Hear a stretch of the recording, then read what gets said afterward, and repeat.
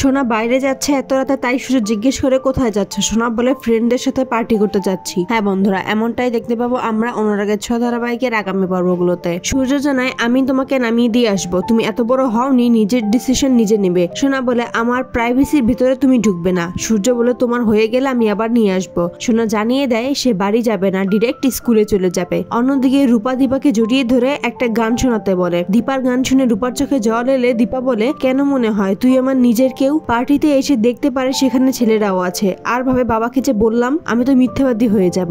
বাবা তো ভাবছে শুধুমাত্র মেয়েরাই আছে এখানে। সূর্যকে ফোন করার চিন্তা করে আবার পুরনো কথা মনে করে আর ফোন দেয় না, ভাবে আমিও আমার লাইফে এনজয় করব।